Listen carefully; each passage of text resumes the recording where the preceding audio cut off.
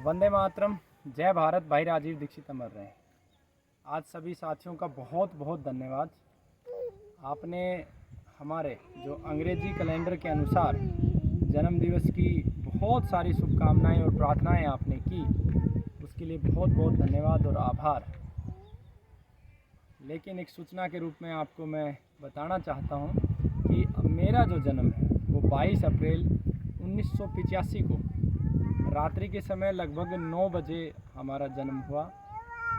और उस दिन भारतीय संस्कृति के अनुसार अक्षय तृतीया थी और 3 बजे तक दोष थी और 3 बजे के बाद तृतीया प्रारंभ होती है। और उसी दिन सोमवार का दिन था और पृथ्वी दिवस भी था और भगवान परशुराम का अवतरण दिवस भी था। ईश्वर की कृपा से उस दिन हमें इस धरा पे आने का अवसर मिला, मनुष्य का जीवन मिला। बार बार ईश्वर को हम आभारी हैं कि हमें मनुष्य जन्म मिला और बार बार प्रार्थना भी हम ईश्वर से करते हैं कि जो मूल कर्तव्य मनुष्य का है, जिस समय हमारी सांस छूटे, हे ईश्वर करने वाला और करवाने वाला सब कुछ आप ही हो।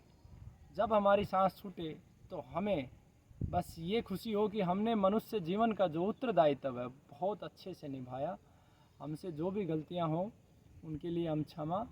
और एक संदेश के रूप में अखंड भारत स्वाभिमान के सभी कार्यकर्ताओं को और सभी साथियों को, गुरुकुल परिवार के सभी साथियों को, मेरे सभी मित्रों को, माता पिता और सभी रिश्तेदारों को कि हमारा जो जन्म दिवस है वो अक्षय तृतीया को ही आप मनाएं तो हमें बहुत खुशी होगी, क्योंकि हम भारतीय संस्कृति को मानते हैं और जो समय गणना है वो सबसे सर्वश्रेष्ठ भारतीय संस्कृति के अनुसार ही है और वो दिन भी समाज में बहुत महत्वपूर्ण है।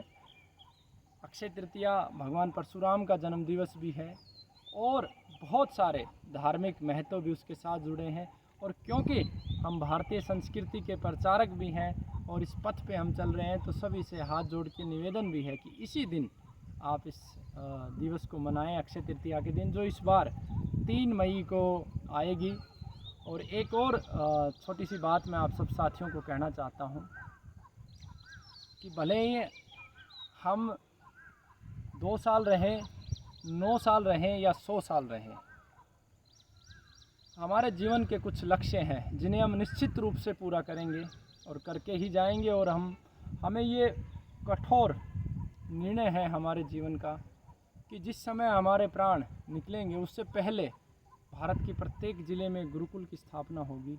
आज जो शिव भगवान शक्ति के प्रतीक हैं, उनके जो साक्षात इस धरा पे जो साक्षात दर्शन अगर हमें शिव भगवान के करने हैं तो नंदी महाराज, जो प्राकृतिक रूप से जो नंदी तैयार होता है, जो बछड़ा तैयार होता है, आज उसकी दुर्दशा है। हम चाहते हैं कि हमारे अंतिम सांस से पहले उस प्रत्येक प्राकृतिक बछड़े को हम हमारे पास रखें, हमारे साथियों के पास हो। आज 20 लाख लगभग से अधिक बच्चे रोड पे भीख मांग रहे हैं, वो सब बच्चे हमारे ही बच्चे हैं, उनको अच्छी शिक्षा मिले। आज वृद्ध का सम्मान नहीं है, बुजुर्ग परेशान हैं, उनको अच्छा सम्मान मिले। प्रकृति के अंदर जहर ही जहर अनेकों रूप में डाला जा रहा है। जहर मुक्त हमारी प्रकृति हो, मानव दानव के रूप में कार्य कर रहा है। धर्म के नाम पर, जाति के नाम पर, सीमाओं के नाम पर और क्षेत्र के नाम पर, रंग के नाम पर संघर्ष जारी है। ये संघर्ष मिट के प्रत्येक मानव अपने आप को मानव समझे और जो इस सृष्टि के अंदर 4 कलाएं परमात्मा ने वनस्पतियों को दी, 8 कलाएं जीवों को दी और 12 कलाएं मनुष्य की दी, उन सभी कलाओं को सिद्ध करें।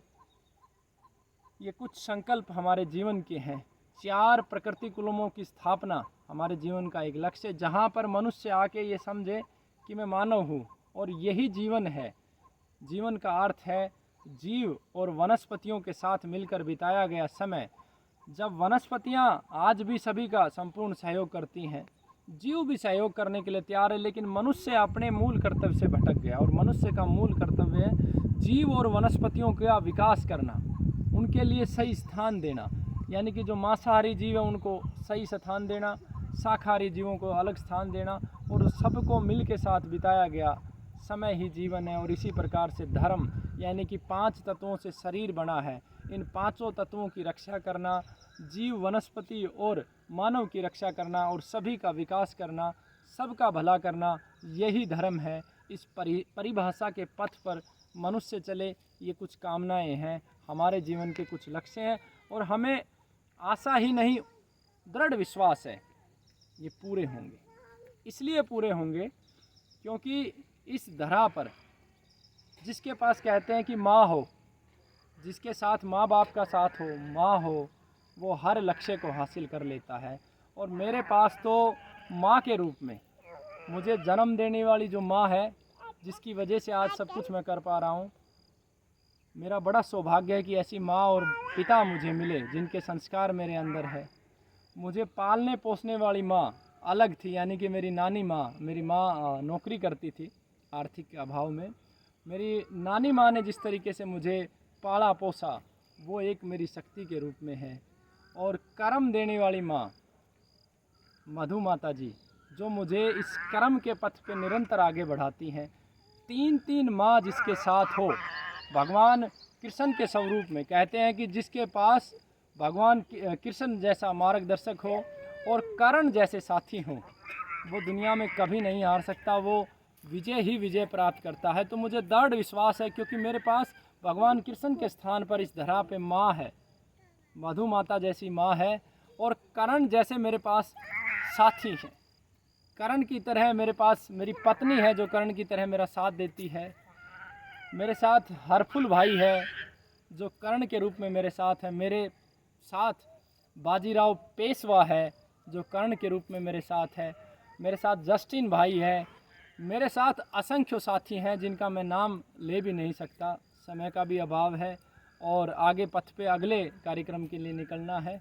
तो निश्चित रूप से जिसके पास माँ के रूप में, भगवान कृष्ण के रूप में मधु माता जैसी मार्गदर्शक हो और कर्ण जैसे साथी हो, जिसकी पत्नी क्षण क्षण जिसके साथ में खड़ी हो, वो निश्चित रूप से ये कार्य पूरे होंगे। और एक बात और मैं अपने सभी साथियों को कहना चाहता हूँ कि ये समय बहुत संकट का है। इस समय हमें सिर्फ भगवान कृष्ण के दिखाए हुए रास्ते, यानी कि अर्जुन ने जिस तरीके से आँख देखी थी एक लक्ष्य के रूप में, कर्ण ने जिस रूप से साथ दिया था एक मित्र के रूप में, ठीक उसी प्रकार से हमें लक्ष्य की ओर बढ़ना है। प्रकृति माँ के लिए कार्य करना है, धर्म के लिए कार्य करना है, राष्ट्र के लिए कार्य करना है। छोटी छोटी चीज़ों को दरकिनार करना है और जुट जाना है। और एक मेरे मन की पीड़ा भी है, मैं हर अपने निजी व्यक्ति से पूछता भी हूँ कि अगर आप नहीं रहे तो मैं ऐसा क्या करूँ कि आपकी आत्मा सदैव प्रसन्न रहे। तो मैं इस वीडियो के माध्यम से ये भी मैं कहना चाहता हूँ कि हम ना रहें इस धरा पे, तो भले आप हमें याद करें ना करें, लेकिन ये जो संकल्प हमारे 9 संकल्प है, अखंड भारत स्वाभिमान की, गौ माता की रक्षा, ज़िले ज़िले पे गुरुकुलों की स्थापना, प्रकृति कुलम की स्थापना, जहर मुक्त वातावरण, अनाथ बच्चों की शिक्षा और प्रकृति का संविधान लागू हो पूरे विश्व में। किसी मनुष्यकृत संविधान विनाश ही करेगा, तो प्रकृति का संविधान जिस दिन इस पूरे विश्व में लागू होगा, मुझे लगता है कि ये पूरा विश्व शांति और सुख की ओर बढ़ेगा और मानव सुविधाओं को छोड़ के सुख की तरफ बढ़ेगा। तो पुनः सबका बहुत बहुत धन्यवाद। और एक निवेदन भी कि अक्षय तृतीया, इस दिन हमारा जन्म दिवस होता है। इस दिन आप एक पेड़ अवश्य लगाएं, बरगद या पीपल का। और जो हमारे संकल्प हैं, हमें याद करें ना करें, जो हमारे संकल्प हैं इनके लिए छोटी छोटी शुरुआत करें। वंदे मातरम, जय गौ माता। भाई राजीव दीक्षित अमर रहे।